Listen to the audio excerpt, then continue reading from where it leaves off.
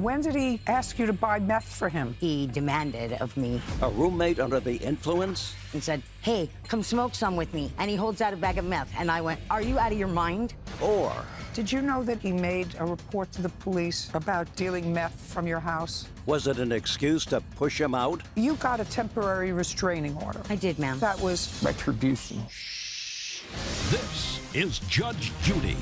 Mr. Wilson, you rented a garage space as housing from the defendant who owns the house. The house is owned by myself, Eric, and another gentleman by Gerhard. Do you also live there? I do. And you are a renter? I also own the property. You're a renter. Yes, ma'am. How many people do you rent to? Currently, we are renting to 5 people. Does the garage space that you rented to the plaintiff have bathroom facilities? In it, no. What city do you live in? Boise, Idaho. So I would assume that in Boise, Idaho, they don't have many restrictions as to where you can live and where you can get a certificate of occupancy for a habitable place. Right. The understanding of that was our partner, Gerhard Kreider. He had more knowledge in that realm than us. We were partnered with him simply in the purchase of the property. He was at this time, he was involved in renting it out, the space is out. You got this rental space, Mr. Wilson, through an organization. Yes, Because prior to moving into that space, you were homeless? correct, Your Honor. For how long? 2 years, Your Honor.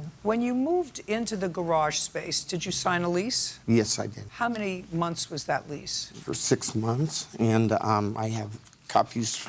I'd like to see it, please.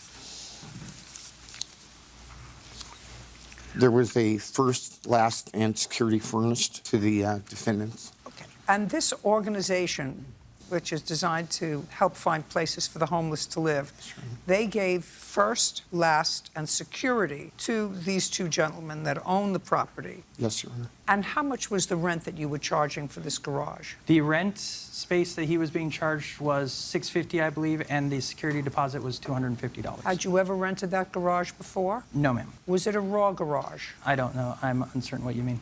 Like Well, a raw garage? A garage could either be sort of a finished space that's painted and doesn't look like a It garage. was not a finished space, Your Honor. Did Mr. Wilson do anything to make it habitable? He did. What did he do?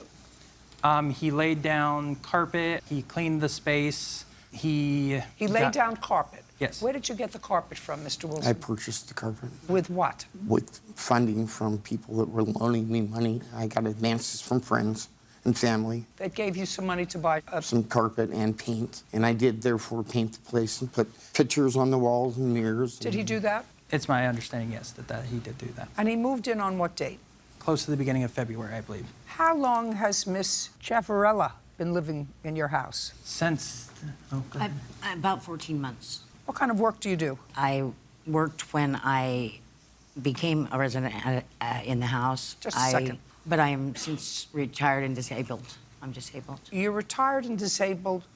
Are you retired and do you get a retirement pension? I You're don't. disabled? I'm disabled. All right. And you're disabled, and what's the nature of your disability? I have a terminal, I'm end-stage emphysema.